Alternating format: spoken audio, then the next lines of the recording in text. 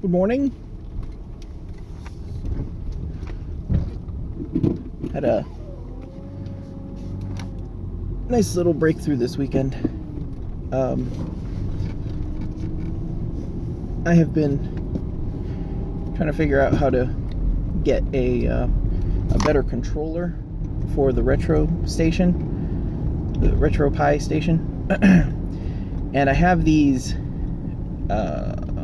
Xbox 360, and the 360 controllers they're still good controllers, but they only work with the 360, and they don't work with PC unless you buy an adapter, and Microsoft has long since stopped making those adapters. So they're not making the adapters, but you can buy aftermarket adapters, which may or may not work. So the official adapter is like $45 if you can find them. And since they're $45, that costs like almost exactly the same price as an 8-bit do SNES 30 Pro controller, which has basically all the coverage I would need, works with RetroPie, works Bluetooth, works on the Switch, works on everything. So that would be like ideal, but rather not spend the money on it because it's still just kind of for a gaming station, and it's with stuff, parts I've already had. So I had been trying to figure out what to do about this, even taking the chance on like $15 off-brand adapters, and just kind of looking for the right style of the one that someone else has already used and had some success with. So it was a little frustrating because I'm starting from the position of I didn't want to spend the money on it, just period, just because I already have stuff that should be able to do it, but the software doesn't talk, as to be expected. So I had a dream on Friday night, and it mixed up a whole bunch of ideas for me, and I woke up with this idea of just rewriting the controller software for the or putting in a new controller for the Xbox 360 controller, or writing an adapter, like making my own adapter. But there's like proprietary stuff, so I don't know. It was just kind of like a starting point. It was a combination of words that I had not put together before, and that led me down a rabbit hole and a few branches of logic for me to find the idea that you could do a do-it-yourself adapter. And I did find someone who did make a do-it-yourself adapter, and that led me to exactly what I was looking for, the best option for a 360 adapter,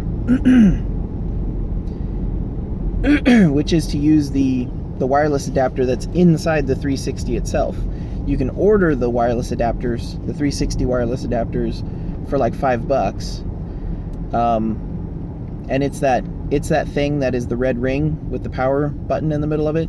It's that entire module. So apparently, it is quite literally a module because it operates off USB signals.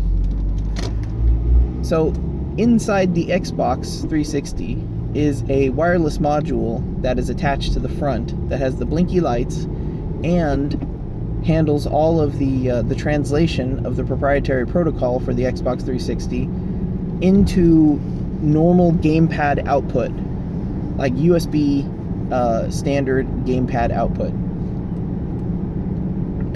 So the options then were to take apart the 360 and pull that module out, or to order one for $5 and see if it works. So I chose the most the choice with the most options, I guess. And I just wired a USB cable straight to the connectors that were exposed on that panel inside the Xbox without removing it. So I removed the face panel, I found the wires, I soldered on the diode and the USB connection points to those pins, and I turned it on, and it worked. So that is its own wireless module. And apparently the reason most people don't do it is because it requires somewhat specialized drivers or some semi-custom drivers when interfacing with Windows. Linux or RetroPie in this case doesn't even care. It just says, hey, you have a gamepad, send me input and I'll figure out what to do with it. And it sorts that out for you. So you just plug it straight into your RetroPie station. It's perfect. The Xbox 360 has had reduced utility as it's been slowly dying. That thing's been to the repair center for the Red Ring of Death like 3 times, and every time they paid shipping both ways and did the repair for free. And we did a lot of stuff with it, and it's just getting old, but it's still running, so I'm keeping it running. I think the only tricky part is if you turn on the Xbox while... Yeah, I think if you turn on the Xbox... Yeah, if you turn on the Xbox 360 while the Raspberry Pi is plugged into power...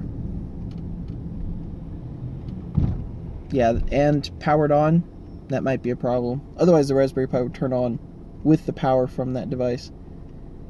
That's interesting. Well, I don't want the 360 to be on all the time. It's a mess. It sounds like an aircraft carrier when it goes off. Or a jet turbine. I don't know what an aircraft carrier sounds like. So it was pretty cool. I love the idea that I had tried to look for a way to do this. First of all, I didn't spend any money. And that's, I guess, more of a sticking point at this point, because spending $50 on that super controller that will do all the things I need it to do, that's a pretty good catch-all. That'll cover all the stuff, basically. But it's $50. And then you reduce that to like, well, this off-brand one is $25, and that'll get me, the 360 controller with a dongle, and then you plug the dongle in, and then the 360 controller works with over USB. I'm like, okay, maybe. And then even more off-brand gets down to like $15. And like, will it work or won't it work? Who knows? Like, the price is getting low enough that it might make sense to try it out, but I don't know. And then it gets down to $5. And then at some point you're just like, I'll just spend the money. I repaired a set of house sandals I had, which were literally just $1 sandals that I got from Walmart that I use around the house. And they're bright orange because I'll lose them all the time. But the tab got worn out and the tab pulled through. I'm like, next time we're at Walmart, I'll just spend $1 and get another pair. And I was about to throw them away, and I'm like, I don't like throwing this away. Like, the alternative is to spend money. Like, why would I spend money when I could not spend money? And there's this really, really loud voice that's just like, it's just $1. Shut up. And that's not the right way to think about this stuff. It doesn't matter that it's just $1. It's making do. And if your I guess I could say pressure relief valve, I think I've talked about that as far as like immigration is concerned. Things have a natural state, and when that natural state is unbalanced, pressure starts to build up. Pressure release valves are things that take that naturally forming pressure, that warning sign, that dash light that's blinking danger, danger, danger, and pushes it off a little bit longer, like makes it work okay for a bit longer.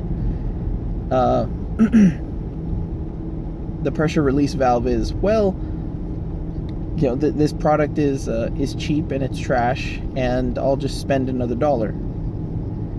And that's the wrong idea. The pressure release valve is, this is a crappy product, and I bought a crappy product. And when you buy a crappy product, you're going to keep spending more and more money on that crappy product. Or you're going to figure out a way to make things happen with what you have now. And with what you have now is the trick. So I grabbed I had some shoe goo which that stuff is horrific. Go buy some right now. It's really great. It just smells horrific, and it's just a mess, but it works so well. I had another pair of what I call dad sandals. It's like those shoes that wrap around your feet, but you're not supposed to wear them with socks. And those were pretty cheap, and the soles were just kind of, they were splitting in half. It was just falling apart. So I grabbed, but I really liked them, and I could not find another pair anywhere. So let that be a lesson. When you like something, go out and buy another set of it while you still can. So I grabbed some shoe goo and I put them back together, and they've been holding together very strongly ever since. So the shoe goo is legit. It's inexpensive, and it works on. It creates like a rubberized surface and a semi-flexible surface, but it seems to bond with pretty much all the materials. So it's probably much more useful than I even realize. But I put like a dab of shoe goo onto the panel, or where the nub was coming through on the sandals, and I repaired my $1 pair of sandals for probably 5 cents of shoe goo, with stuff I already had. So the easy answer is, well, let's just buy the expensive controller. And then I guess the hard answer is, let's just buy the expensive controller. The easier answer is, well, we'll just spend $20 on an adapter for our existing controller. And then the easiest answer is, I'll just spend $5 on a module that will probably work. And then the hard answer is, figure out a way to do it with what you have now. So that's what kind of opened the door for me to be like, so how much gamepad controls does Adafruit's Bluetooth library have for their existing, ESP32 chips? Because that would be pretty cool to have a swap-in board to take the Xbox 360. You take apart the controller, you pull out the circuit board, and you just put in a new circuit board and plug in a little lithium battery or something, and then just run it off of that. Now the 360 controller is a Bluetooth controller. That'd be pretty neat. My understanding, though, is that the gamepad library for Adafruit is not very extensive. So it has a built-in one that supports like 1 analog control, but not 2. I'm not quite sure why. It might be worth looking into later on, but the point is, the hard answer is make do with what you have. And that's what's interesting about a lot of the Soviet satellites and former communist countries, is they did not have things. They did not have extra stuff. They did not have the pressure release valve of, well, I'll just go to the store and buy a new one, because there weren't any at the store, or they didn't have any money to buy it. So you make do. You make do with what you have. And that's kind of what extends into the what are they called? Like hillbilly engineering, or redneck engineering, where it's like, well, we don't have one of those, and we don't want to go buy one, so let's see what we can do with some, duct tape and baling wire. And the result is something that works all right, but does the job. And it might need maintenance, and it might need to be picked up, and it might run into snags that you have to work out, but for the most part, it works. Like, that's the best. Redneck engineering is the best kind of engineering. I'm sure I've said that before. Because it's doing creative using creative solutions to get to where you need to get with what you already have. You're not being wasteful by just taking all the stuff you already have and saying, this doesn't work for that, into the trash with you, I'll just buy a new one. So in this case, back to the 360, the idea was that you remove the module from the 360. And I'm like, well, what if I just so I just wired directly to the posts, and as long as I don't have them both running at the same time, it shouldn't be a problem. The retro station is up. It's running Game Boy and Game Boy Advance games. I might need binaries for like N64 or whatever, but I don't know. I don't care too much. I wind up playing Game Boy games mostly. And the kids are interested in it well enough, at least. But yeah, it didn't cost me anything. It just took a lot more thought and a lot more research and a little bit of creativity and just like putting words together that I didn't have together before. And the idea of an Arduino converter for an Xbox 360 controller, I hadn't thought of something like that. But I just kind of woke up with that idea, and I kind of pushed on it and poked it and prodded it and pushed it a little further, and then I started Googling around, and lo and behold, there's my solution. Cost $0. All it took was asking the right questions. I guess that's pretty neat. Ask the right questions. Figure out what the questions are that you need to ask, and you think about things from a different angle, and you definitely get different search results.